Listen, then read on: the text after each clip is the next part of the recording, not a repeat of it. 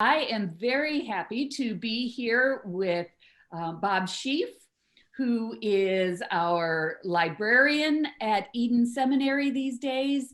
And Bob, would you introduce yourself to us? I had my roots literally on the campus.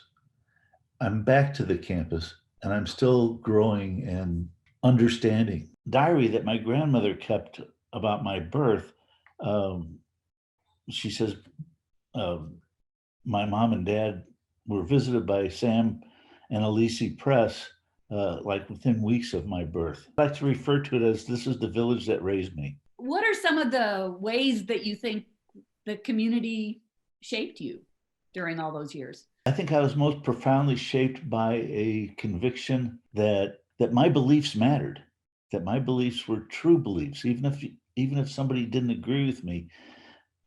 Nonetheless, my beliefs were valid. So I was tremendously validated.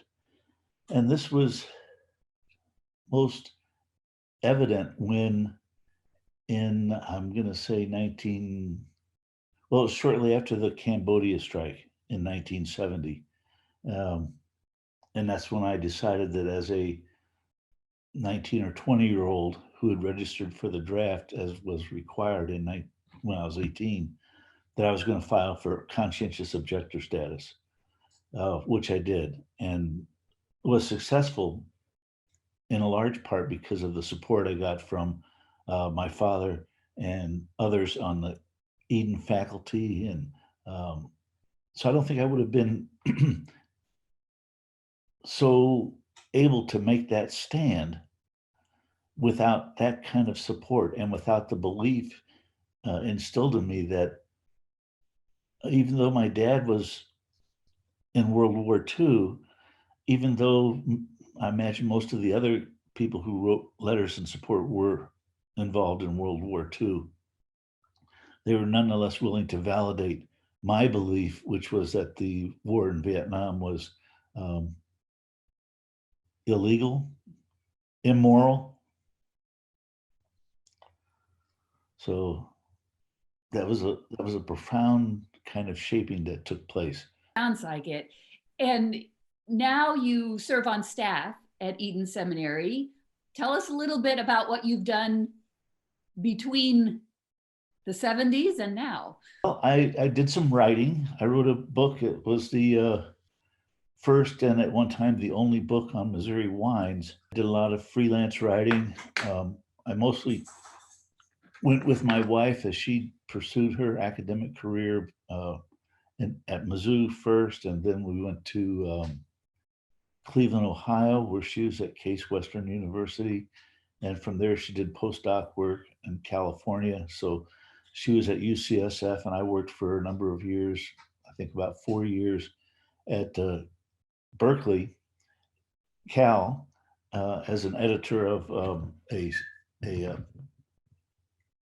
personnel, human resources publication.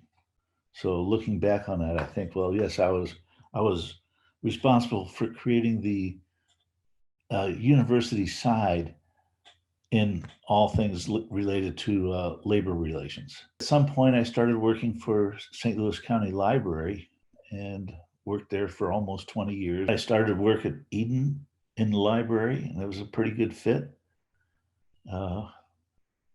And that was it. I was then able to tell St. Louis County Library, I'm ready to retire because I have something else going on. So that was great. A blessing to Eden Seminary and to our students and our faculty and our alumni that Well, you're certainly for me, it was just going full circle, you might say. Your father, Dr. Richard Scheef, was a powerhouse at Eden Seminary, particularly in the 1950s, 60s, and influenced a lot of students in their ministries. What do you remember mostly about your father in those days? I didn't realize he was such a huge figure until somewhat recently, because over the years, I've encountered people who were students or who worked with my dad, and all but one have just said glowing things about him. So I'm kind of accustomed to hearing people say, oh, he was a great teacher. He was inspiring. He was a wonderful leader. You have discovered again or remembered again some of your father's work with the civil rights movement. Tell us about what you've learned. I have confirmed that Dad was in the second Selma to Montgomery march with Dr. King and Congressman Lewis and et cetera. All those, I think there were thousands of people who made that walk. Now, I don't know that he made the actual walk from Selma to Montgomery, or did he go to Montgomery and meet the people who actually walked? It's, I believe, something like 32 or so miles from Selma to Montgomery. But I'm very confident that he was there with other Eden people, students, and I believe some faculty. In 1964, he led a group to Canton, Mississippi to register Black voters there. And that was a most extraordinary adventure, because one of his students named Charlie Morey was arrested and taken to someplace. They didn't know where he was taken to, but he disappeared. And this, I believe it happened on a Wednesday, Thursday, Friday, toward the end of the week. So nothing could be done about his getting released or making bail or until Monday. So he was in jail. Well, he was somewhere over the weekend, and this put my dad into a tremendous turmoil because he felt he was responsible for the outcome.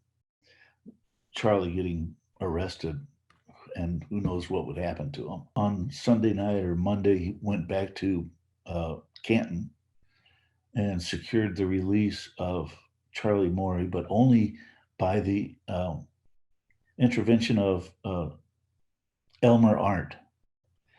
And the picture I have in my mind of Elmer Arndt, and tall, lean, very Old Testament looking. And I believe he was professor of Old Testament.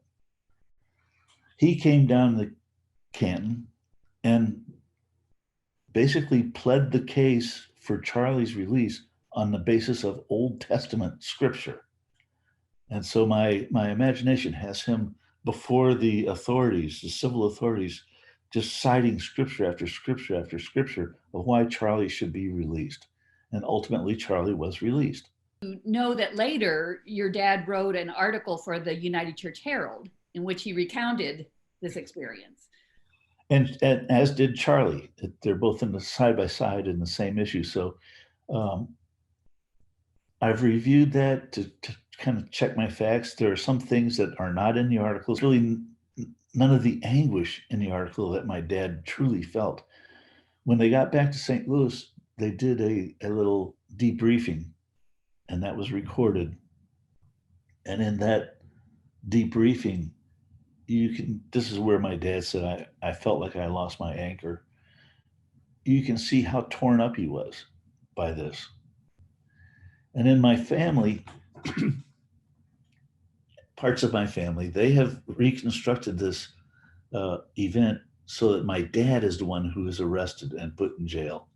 And I tell them, no, he wasn't the one. That maybe he would have preferred to be the one to be put in jail, because that's a whole different kind of anguish. And but it wasn't him; it was his student.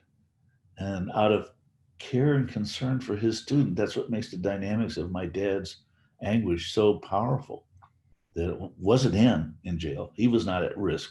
Well, he was a little bit at risk. Anybody who was there was at risk.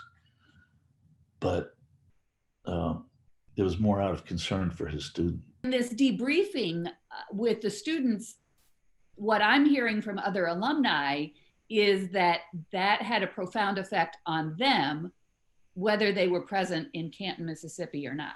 There were students throughout the 60s who continued the struggle, and my dad as well. I don't know how much marching he did after 1968 when Dr. King was assassinated. But one of his students, named Bud Schmidt, Arthur Bud Schmidt, was a went to Memphis after Dr. King's assassination, and he actually had a sign that said, "I am a man," which a lot of the protesters carried. He donated the sign to the, I believe it's the African American Museum in Washington, D.C., that was uh, put together in the last year or two. So I have a picture in my office at Eden of Bud, with whom he and I still communicate. We were kind of close when he was at Eden, um, in that we did summer jobs together. And he's holding the sign that he donated to the museum. Are there any lines of continuity that you could draw between what you've heard about your father's ministry in the 60s and current ministry in anti-racism and being anti-racist agents in the church? Solid line of continuity would be at the time of John Lewis's death. So I've been trying to reconnect that that timeline, that story. Characteristic of my dad is that he'll say things like, "And Eden was proudly represented by students and faculty, and Eden did this and Eden did that." He never once says, "I was there," but I'm pretty sure he was there. But that was just so characteristic of him to say it was the institution that did this. This gives me some insight into who your father was and his influence, and also your time and growth throughout the years as part of the Eden community. And it's very inspiring.